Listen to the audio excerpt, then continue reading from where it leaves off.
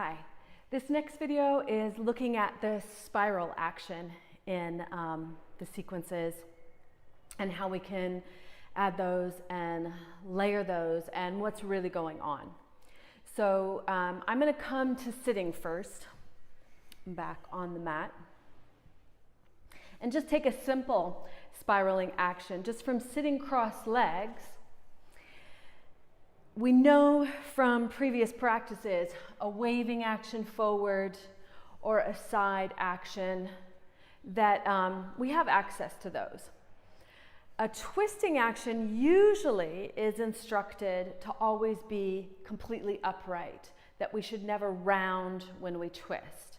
And that's not necessarily true. And in fact, you probably do it every day of your life, several times a day. If you go to pick something up off the floor, as you're getting out of bed, getting into your car, there's going to be an element of revolving the spine at the same time as there's curving in the spine, right?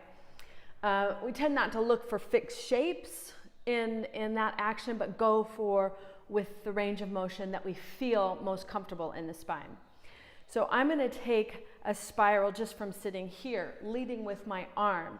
So as I reach out and begin to spiral around, the initial action is a revolving, and then it becomes a revolved cat pose. So the spine slightly rounds in the upper back. The thoracic spine has already got a kyphosis, so it's already got a round curve there. So it mirrors the action of the thoracic spine. I'm not rounding in the lumbar spine. The lumbar spine's still attached to the pelvis.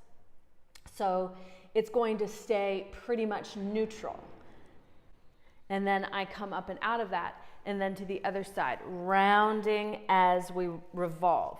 So we call it a spiral. I say we, but I mean me. I call it a spiraling action because it's not just a straight up twist, and it's not just a rounding. It's putting everything together. And of course, the range of motion of the spine allows this to happen with ease. If I come into a lunge, this is what can give me a different perspective on something like Prasarita Padottanasana. So often we think in terms, again, of this machine-like structure. Everything's linear, hinges, and we're not really designed like that. So if I think, okay, I'm going to take prayer twist or Pavrita Pajvakonasana, I usually think up, lift, twist, fold. Okay, many of you have probably felt that eventually you start to get a pinching inside the connection of the inner thigh up into the pelvis, or you feel like you're always compressing somewhere, or you feel like there's just no more room to spiral, so you put more pressure on the shoulder in a desperate attempt to get the elbow outside the knee. This way, if I'm not worried about getting that elbow to the outside of the knee, I can take the spiral action, elbow moves towards the knee, and then unspiral. And then spiraling and unspiral. And spiraling and unspiral. I'm integrating that same strength work, stability work through the feet into the pelvis to allow that to happen with ease.